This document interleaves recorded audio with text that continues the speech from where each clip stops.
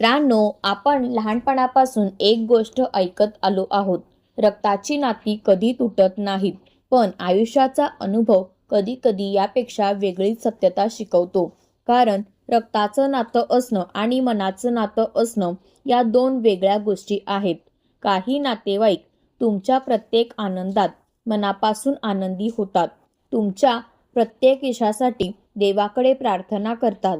तुमच्या अडचणीच्या काळात तुमचा हात धरून उभे राहतात. अशा लोकांमुळेच नात्यांवरचा विश्वास टिकून राहतो. पण प्रत्येक नातं असं नसतं. काही नातेवाईक फक्त नावालाच आपले असतात. ते समोर गोड बोलतात, पण पाठीमागे तुमच्याबद्दल वाईट बोलतात. तुमच्या यशावर हसत अभिनंदन करतात, पण मनातून जळत असतात. तुमच्या प्रत्येक चुकीची वाट पाहतात आणि संधी मिळाली की तुमचा आत्मविश्वास कमी करण्याचा प्रयत्न करतात. सर्वात दुःखाची गोष्ट म्हणजे हे सगळं अनोळखी लोक करत नाहीत, तर कधी कधी आपलेच लोक करतात. आणि म्हणूनच त्यांच्या शब्दांचा, त्यांच्या वागण्याचा आपल्या मनावर जास्त परिणाम होतो.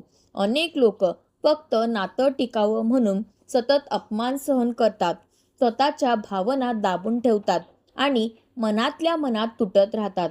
कारण त्यांना वाटतं नातं आहे म्हणून सहन करायला हवं. पण मित्रांनो, एक गोष्ट कायम लक्षात ठेवा. नातं जपणं ही चांगली गोष्ट आहे, पण स्वतःची मनःशांती गमावून नातं जपणं ही शहाणपणाची गोष्ट नाही.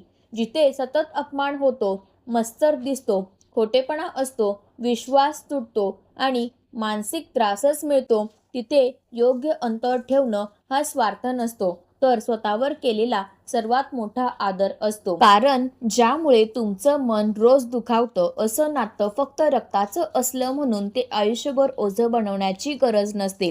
आजच्या या व्हिडिओमध्ये आपण जाणून घेणार आहोत असे 10 प्रकारचे नातेवाईक ज्यांच्यापासून योग्य अंतर ठेवलं तर तुमचं आयुष्य अधिक शांत, आनंदी आणि स्वाभिमानी होऊ शकतं.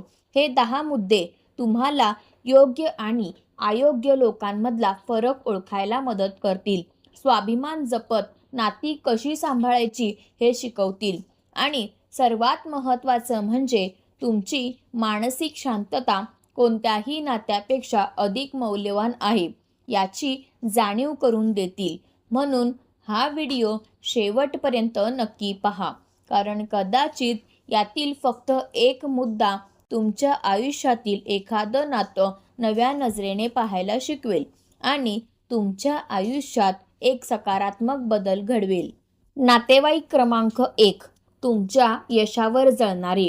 मित्रांनो, प्रत्येक नातेवाईक तुमच्या प्रगतीने आनंदी होईलच असं नसतं. काही लोक तुम्ही पुढे जावं हे कधीच मनापासून इच्छित नाहीत. तुम्ही नवीन घर घेतलं, चांगली नोकरी मिळाली, व्यवसायात यश मिळालं किंवा आयुष्यात काही मोठं ध्येय साध्य केलं की ते तुमचं अभिनंदन करतील, पण त्यांच्या चेहऱ्यावरचं हसू मनापासूनचं नसतं. ते तुमच्या यशात आनंद शोधत नाहीत, तर त्यांना स्वतःच्या कमीपणाची भावना जाणवू लागते. मग ते तुमचं कौतुक करण्याऐवजी तुमच्यात दोष शोधतात, तुमच्या यशाचं महत्त्व कमी करतात आणि तुमचा उत्साह कमी करण्याचा प्रयत्न करतात. मित्रांनो, अशा लोकांना उत्तर देण्यासाठी वाद घालू नका. तुमचं पुढचं यश हेच त्यांच्यासाठी सर्वात मोठं उत्तर असू द्या. नातेवाईक क्रमांक 2, सतत कमी लेखणारे. काही नातेवाईक तुम्ही कितीही मेहनत केली तरी तुमच्यात उणिवाच शोधतात. तुम्ही काहीही केलं तरी त्यांना ते अपुरंच वाटतं. ते सतत तुझ्याकडून हे होणार नाही, तू अजून खूप मागे आहेस असं बोलून तुमचा आत्मविश्वास कमी करतात. जर तुम्ही अशा लोकांचं सतत ऐकत राहिलात तर एक दिवस तुम्ही स्वतःच्या क्षमतेवरच शंका घ्यायला लागाल. म्हणून लोकांचं मत ऐका, पण तुमच्या आयुष्याचा निर्णय तुमच्या आत्मविश्वासावर घ्या. नातेवाईक क्रमांक 3, फक्त काम असेल तेव्हाच आठवण काढणारे. काही लोक फक्त त्यांचं काम असेल तेव्हाच तुमच्याशी संपर्क करतात. बाकीच्या वेळी तुमची चौकशीही करत नाहीत. काम झालं की ते पुन्हा गायब होतात. अशा नात्यांमध्ये नेहमी तुम्हीच देता आणि समोरची व्यक्ती फक्त घेत राहते. लक्षात ठेवा, खरं नातं गरज असताना आठवण काढत नाही, तर गरज नसतानाही साथ देतं. म्हणून अशा लोकांकडून जास्त अपेक्षा ठेवू नका. नातेवाईक क्रमांक 4, तुमच्या प्रत्येक निर्णयावर टीका करणारे. तुम्ही कोणताही निर्णय घ्या, अशा लोकांना त्यात चूकच दिसते. नोकरी बदलली तर टीका, व्यवसाय सुरू केला तर टीका, काही नवीन शिकायला लागलात तरी टीका. त्यांना उपाय द्यायचे नसतात, फक्त चुका दाखवायच्या असतात. मित्रांनो, अशा लोकांचं ऐकून तुमची स्वप्न सोडू नका, कारण तुमचं आयुष्य तुम्हालाच जगायचं आहे, त्यांना नाही. नातेवाईक क्रमांक 5, तुमच्या गुपितांचा बाजार मांडणारे.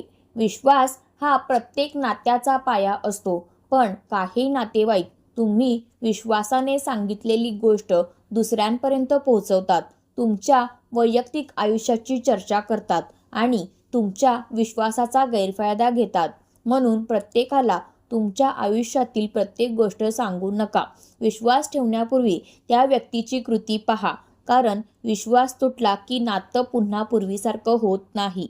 नातेवाईक क्रमांक 6, तुमच्या अपयशात आनंद मानणारे. मित्रांनो, प्रत्येकजण तुमच्या यशासाठी टाळ्या वाजवेल असं कधीच होत नाही. काही नातेवाईक तुम्ही यशस्वी झालात की शांत राहतात, पण एखाद्या अडचणीत सापडलात, अपयश आलं किंवा आर्थिक, मानसिक किंवा वैयक्तिक संकट आलं की त्यांना आतून समाधान मिळतं. ते वरून सहानुभूती दाखवतात, पण मनातून म्हणत असतात, आम्ही आधीच सांगितलं होतं. अशा लोकांसमोर तुमचं दुःख मांडण्यापेक्षा स्वतःला पुन्हा उभं करण्यावर लक्ष द्या, कारण तुमचं पुनरागमन हेच त्यांच्यासाठी सर्वात मोठं उत्तर असतं. नातेवाईक क्रमांक 7, सतत तुलना करणारे. पहा, अमुक किती पुढे गेला, तुझ्यापेक्षा तो किती हुशार आहे, तू अजून काहीच केलं नाही. अशी तुलना करणारे लोक तुमचा आत्मविश्वास कमी करतात.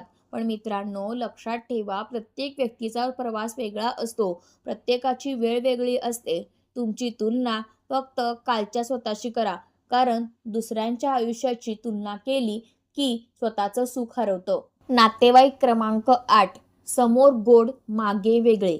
काही लोक तुमच्या समोर खूप प्रेमाने बोलतात, तुमचं कौतुक करतात, पण तुम्ही तिथून निघाल्यावर तुमच्याबद्दल चुकीच्या गोष्टी पसरवतात, अफवा निर्माण करतात आणि तुमची प्रतिमा खराब करण्याचा प्रयत्न करतात. अशा लोकांवर राग करण्यापेक्षा त्यांच्यापासून योग्य अंतर ठेवा, कारण खोटं काही काळ टिकतं, पण सत्य कायम टिकतं. नातेवाईक क्रमांक 9, तुमच्या शांततेचा गैरफायदा घेणारे. शांत स्वभाव हा सुंदर गुण आहे, पण काही लोक यालाच कमजोरी समजतात. ते वारंवार तुमचा अपमान करतात, तुमच्या भावना दुखावतात आणि त्यांना वाटतं तुम्ही कधीच उत्तर देणार नाही. मित्रांनो, शांत राहणं चांगलं, पण स्वतःचा स्वाभिमान जपण्यासाठी योग्य वेळी ठामपणे बोलणंही तितकंच आवश्यक आहे, कारण मर्यादा तुम्ही ठरवल्या नाहीत तर लोक त्या ओलांडतच राहतील. नातेवाईक क्रमांक 10, जे तुमची मनःशांती हिरावून घेतात. शेवटचा आणि सर्वात महत्त्वाचा प्रकार, असे नातेवाईक ज्यांच्याशी प्रत्येक भेटीनंतर तुम्हाला मानसिक थकवा जाणवतो, सतत तणाव, नकारात्मकता, अपमान किंवा अपराधीपणाची भावना निर्माण होते. अशा नात्यांमध्ये फक्त नातं आहे म्हणून अडकून राहू नका. लक्षात ठेवा, तुमची मनःशांती ही कोणत्याही नात्यापेक्षा मौल्यवान आहे. योग्य अंतर ठेवणं नातं तोडणं नसतं, तर स्वतःचं मानसिक आरोग्य जपणं असतं.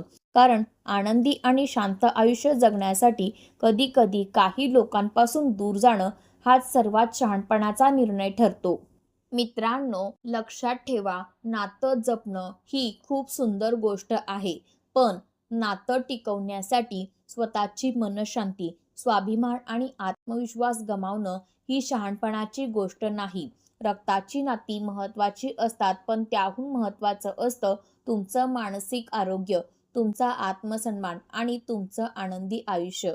म्हणून जिथे प्रेम आहे तिथे मनापासून नातं जपा, पण जिथे सतत अपमान, मत्सर, खोटेपणा आणि मानसिक त्रास मिळतो, तिथे योग्य अंतर ठेवायला अजिबात घाबरू नका.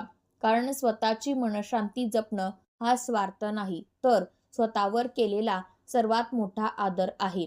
आणि लक्षात ठेवा, ज्यांना तुमची खरी किंमत आहे ते अंतर असूनही तुमच्यावर प्रेम करतील आणि ज्यांना तुमची किंमत नाही त्यांच्यासाठी कितीही केलं तरी ते कमीच पडेल. जर आजच्या व्हिडिओमधून एक जरी गोष्ट तुम्हाला मनापासून पटली असेल तर या व्हिडिओला एक लाईक नक्की करा. कमेंटमध्ये सांगा या 10 प्रकारांपैकी कोणत्या प्रकारच्या व्यक्तीचा तुम्हाला आयुष्यात अनुभव आला आहे. हा व्हिडिओ तुमच्या अशा मित्रांना आणि नातेवाईकांना शेअर करा ज्यांना याची गरज आहे. आणि अशाच दमदार मराठी मोटिवेशनल व्हिडिओसाठी आपल्या चॅनलला सबस्क्राईब करा. बेल आयकॉन दाबायला विसरू नका. धन्यवाद.